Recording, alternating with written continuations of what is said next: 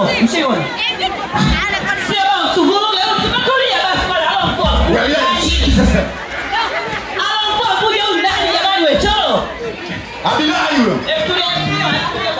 Piga sasa hivi.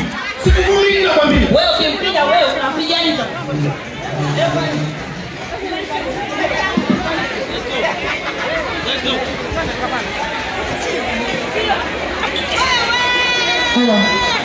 Mfanyisha basi mwandaa haraka huyu. Shangazi. Nani?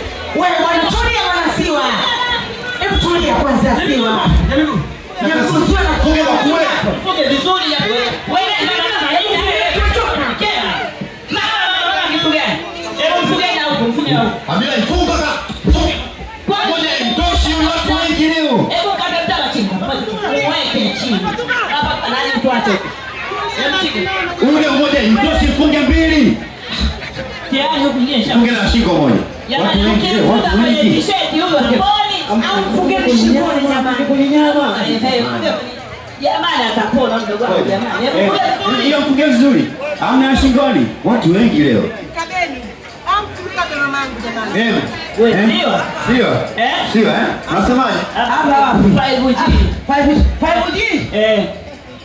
Mashabu wapi? Wewe hapo. Azuka wewe hapo. Chana. Anti mimi hapa kipenzi chako. Usienda kusoma huko. Wewe hapa unaenda kusoma wewe nayo unaanza Wewe mpe huko. Jamani wewe achie. Mpe huko. Mpe huko. Wewe koma wewe. Hebu tulia basi. Tulia. Nitute. Na mkubwa wewe. Damu kubwa gani? Unataka kusema Huku mbele yako unaona watu au unaona nani? Kuna watu wengi. Sasa. akili imerudi. Wewe kwa nini unakuambuje? Alokuwa mkuje nani? Choro. Umewe choro mwanangu. Wewe una maana. Wewe unakuwa mkuje wewe. Sio hata choro, binti msomi anachangia. Kumbe na wewe unachangia. Kumbe Unanionea kwa sababu ya isoro sawa tunioneeni. jamani. Hao kwa nini mkuje wewe? Binti msomi tunakuuliza. Tunakuona umevaa eleni ukute ilizi. Hatari. Do. Watu wanasema mama tunatamba na wewe hata kutambi na wewe.